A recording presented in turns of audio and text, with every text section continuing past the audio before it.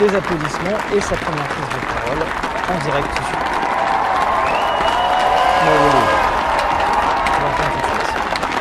Chief Justice Roberts, Vice Monsieur President le Harris, Président de la Cour suprême, Monsieur Roberts, Speaker Madame Pelosi, la Vice-présidente, Leader Schumer, Madame Harris, Leader Madame McConnell, Pelosi, Vice President McConnell, Pence, Vice-président my Monsieur distinguished Pence, guests, my fellow Americans.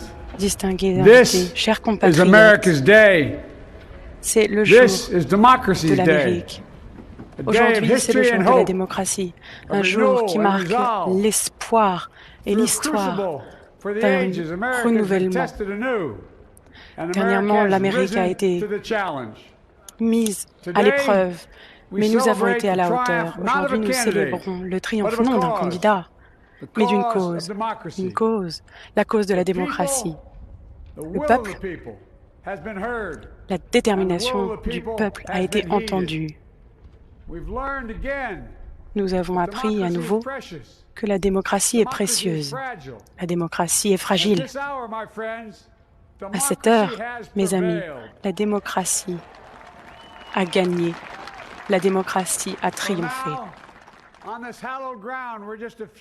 Aujourd'hui, sur cette terre où il y a quelques jours de cela, une foule de personnes a voulu mettre à ses genoux la démocratie. Nous sommes ici pour opérer une transition pacifique, comme nous l'avons fait depuis des siècles. Nous regardons vers l'avenir de manière unique, comme tous les Américains, de manière audacieuse, optimiste. Nous savons qu'en tant que nation, nous pouvons et nous devons être à la hauteur. Je remercie mes prédécesseurs des différents partis politiques. Certains sont là ici. Je vous remercie du fond du cœur. Et je le sais. Je connais la résilience de notre Constitution et la force de notre nation, tout comme président Carter la connaît, à qui j'ai parlé hier. Il n'a pas pu être parmi nous aujourd'hui, mais nous voulons le remercier pour son œuvre et les services qu'il a rendus à notre pays. Je viens de prêter serment et tous ces patriotes l'ont fait avant moi. George Washington l'a fait avant moi. Mais l'histoire des États-Unis ne dépend de nous toutes et tous, pas uniquement de certains d'entre nous. L'histoire des États-Unis dépend de nous tous, nous, le peuple qui veut une union plus parfaite. Il s'agit d'une grande nation, d'un bon peuple.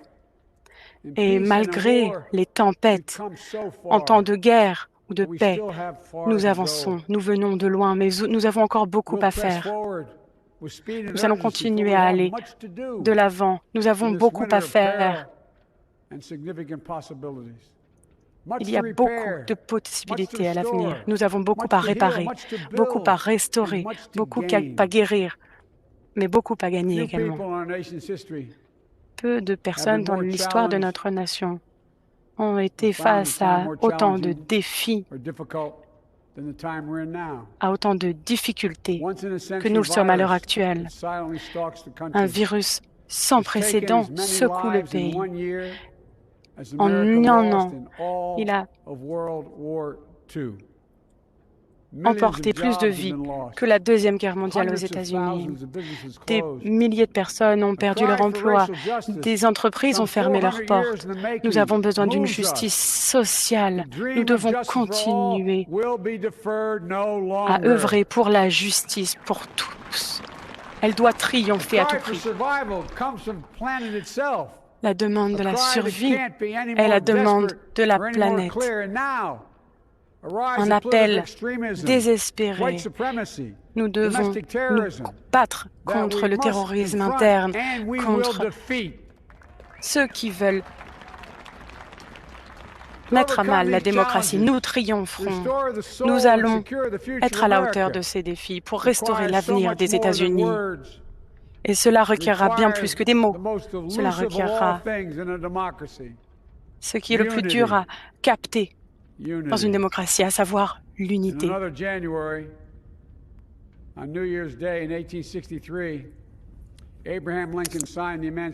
En 1863, Lincoln a signé la Déclaration de la Proclamation. À ce moment-là, il a dit, « Si mon nom reste gravé dans l'histoire, ce sera grâce à cela. Et mon âme est gravée dans ce document. Mon âme y est gravée. Aujourd'hui, en ce jour de janvier, toute mon âme est gravée ici. Je suis ici pour unifier notre peuple, notre nation. Et je demande et j'exhorte tous nos concitoyens à se joindre à moi pour cette cause.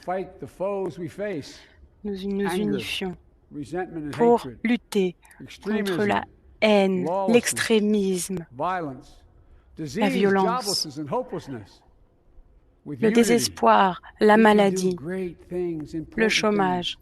Si nous sommes unis, nous pouvons faire beaucoup, des choses importantes. Nous pourront donner des emplois décents aux gens. Nous pourrons faire en sorte que nos enfants aillent à une école, aient une éducation décente. Nous pourrons faire en sorte que le système médical soit sûr pour toutes et tous. Et nous pourrons faire en sorte que, à nouveau, les États-Unis soient une force motrice pour le monde entier. Je parle d'unité, et ça peut paraître un fantasme un peu idiot de nos jours, mais je sais qu'il y a beaucoup de forces qui visent à nous diviser. C'est la vérité, mais je le sais, c'est quelque chose qui a cours depuis longtemps. Dans notre histoire, nous avons toujours eu cet idéal d'avoir été créés égaux. Et en même temps, il y a cette peur, cette diabolisation, ce racisme qui nous a longtemps divisés. La victoire n'est jamais garantie.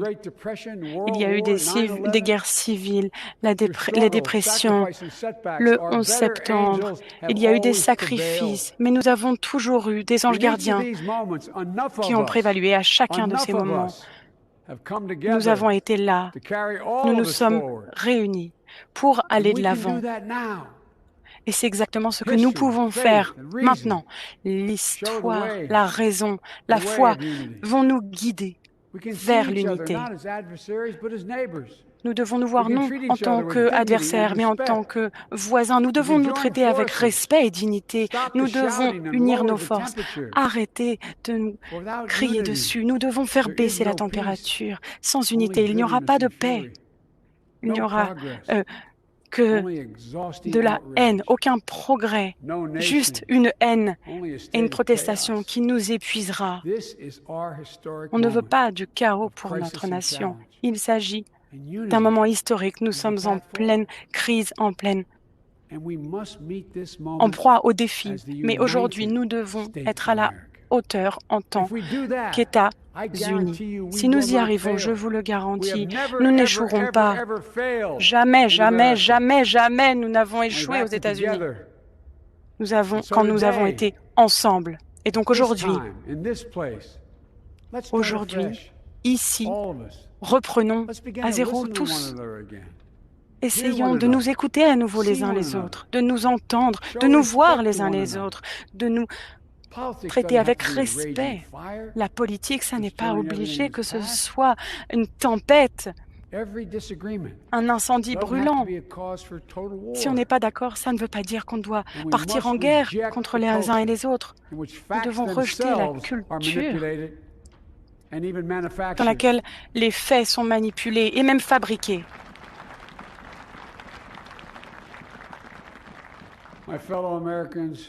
Mes chers compatriotes, nous devons être différents. L'Amérique doit être meilleure que cela et je suis convaincu que les États-Unis sont bien mieux que cela. Regardez-vous autour de vous. Nous sommes ici, devant le dôme du Capitole. L'Union était ici. Nous avons triomphé. Nous sommes ici. Regardez devant vous. C'est ici que Dr. Martin Luther King a parlé de son rêve. Nous sommes ici. Il y a eu des gens qui ont essayé d'empêcher les femmes d'accéder au vote. Et aujourd'hui, nous sommes honorés de célébrer l'élection de la première femme afro-américaine en tant que vice-présidente. Ne me dites pas que les choses ne peuvent pas changer. Nous sommes ici. Nous avons des héros qui ont dévoué leur vie et j'espère qu'ils resteront en paix. Et nous sommes ici quelques jours après qu'une foule ait cru qu'elle pouvait utiliser la violence pour réduire au silence le peuple, pour réduire à néant la démocratie et qui a voulu piétiner cette terre sacrée. Cela n'arrivera jamais, ni aujourd'hui, ni demain, jamais.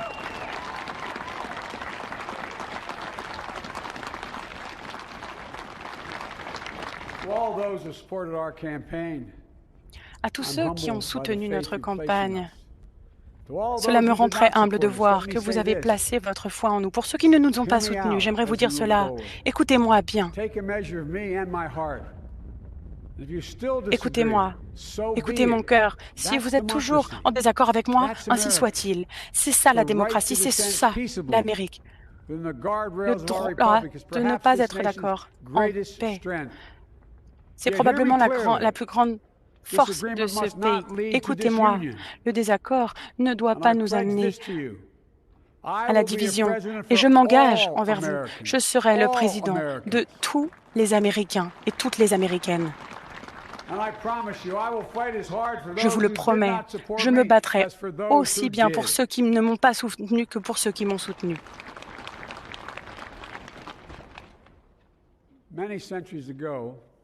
Il y a de nombreux siècles de cela, Saint Augustin, le saint de mon Église, a écrit que le peuple était défini par les objectifs communs de leur amour. Quels sont les objectifs communs de notre amour? Ce qui nous définit en tant qu'Américains, je crois que vous le savez, c'est l'opportunité, la sécurité, la liberté, la dignité, le respect, l'honneur. Et oui, la vérité. Ces dernières semaines, ces derniers mois, nous avons appris une leçon douloureuse. Il y a des vérités, il y a des mensonges qui sont utilisés pour le profit. Mais nous avons tous une responsabilité en tant que citoyens, en tant qu'Américains, en particulier en tant que leaders. Nous nous engageons à honorer notre pays. Nous devons lutter contre les mensonges et protéger la vérité. Nous nous engageons pour la Constitution. Et je comprends que vous êtes nombreux à avoir peur de l'avenir. Je comprends que certains ont peur de perdre leur emploi. Je pense à leur famille, à ce qui les attend. Je vous promets, je comprends ce sentiment. Mais la réponse, ça n'est pas de se retourner vers soi, de ne pas faire confiance à ceux qui ne nous ressemblent pas, ou ceux qui n'obtiennent pas leurs informations de la même source que vous. Nous devons cesser cette guerre civile qui oppose les démocrates et les républicains, les populations urbaines et les populations rurales. Nous pouvons le faire ensemble si seulement nous ouvrons nos âmes plutôt que de solidifier nos cœurs, si on est tolérant et humble. Et si nous voulons essayer de nous mettre à la place de l'un et de l'autre, comme ma mère le disait, juste pour un instant, essayez de vous mettre à la place des autres.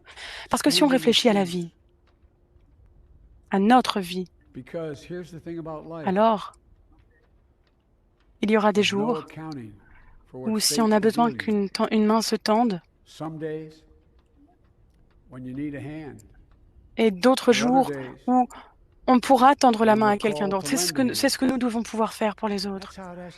Et si nous arrivons à nous unir, notre pays sera plus fort, plus robuste, plus prospère, plus prêt à l'avenir. Alors bien entendu, nous pourrons toujours être en désaccord. Mes chers concitoyens, ce qu'il nous reste à faire, pour le travail qui nous attend. Nous devons travailler de concert, persévérer malgré cet hiver sombre pour notamment faire face à cette période marquée par le virus et par le décès de nombreux de nos compatriotes. Nous devons faire face en tant que nation unie. Et je vous le promets, comme la Bible le dit. La nuit sera peut-être dure, mais la joie sera là au petit matin. Nous sommes ensemble. Nous sommes ensemble, mes chers amis. Mes collègues avec qui je travaille au Sénat sont ici. Nous comprenons tous. Le monde nous regarde. Il nous regarde toutes et tous aujourd'hui. Voilà le message que j'aimerais adresser aux gens qui nous regardent de par le monde. L'Amérique a été mise à l'épreuve et nous sommes maintenant plus forts de cette épreuve. Nous allons réparer notre alliance et à nouveau interagir avec le monde, non pas pour faire face aux défis d'hier, mais ceux d'aujourd'hui et de demain. Et aujourd'hui, nous allons non seulement montrer l'exemple en montrant notre pouvoir, mais également en montrant le pouvoir de montrer l'exemple. Nous voulons être un partenaire de confiance pour le progrès, la paix et la sécurité. Vous le savez toutes et tous, nous avons vécu tellement de choses en tant que pays, en tant que nation. Mon premier acte en tant que président, c'est de vous demander de vous joindre à moi dans cette prière silencieuse pour se souvenir de ce que nous avons perdu au cours de cette pandémie, ces 400 000 compatriotes, des mères, des femmes, des enfants, des amis, des collègues. J'aimerais leur rendre hommage en étant la nation que nous pouvons et nous devons être. Alors je vous demande de vous joindre à moi dans cette prière silencieuse pour celles et ceux qui ont perdu la vie.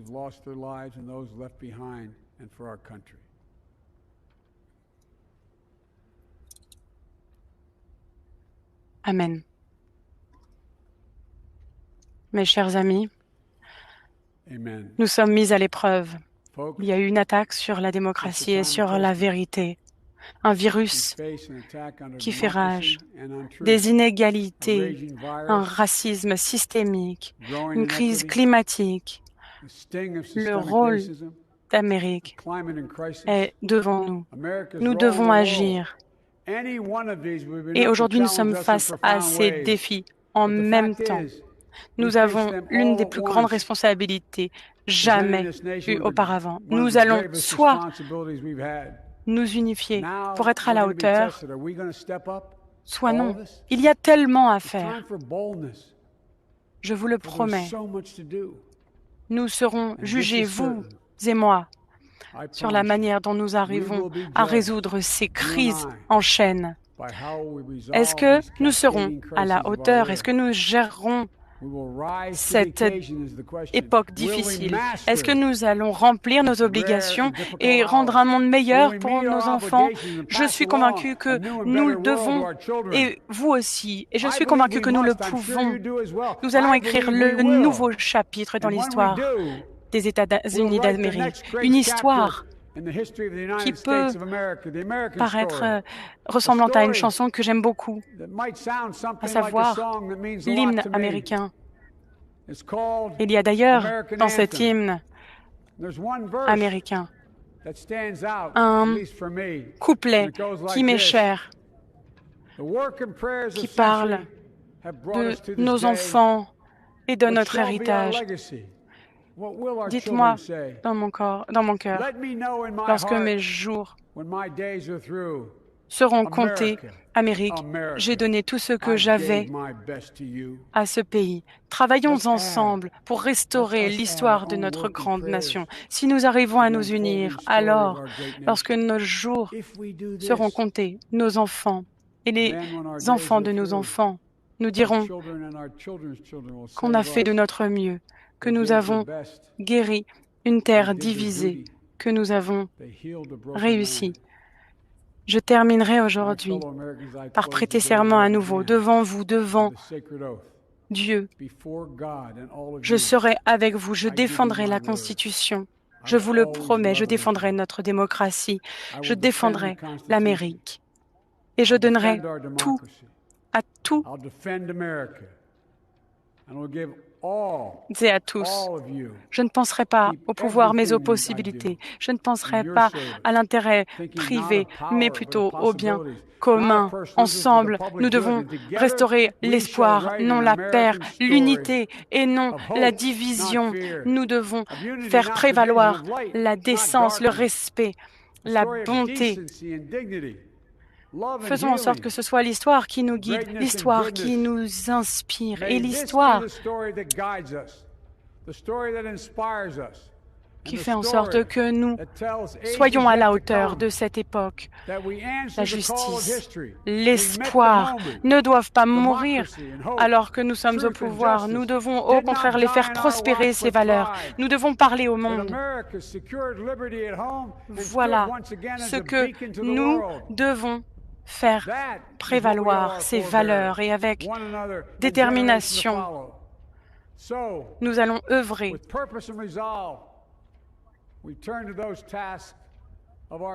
avec la conviction que notre pays que nous aimons tant peut prospérer, que Dieu protège les États-Unis et nos troupes. Merci.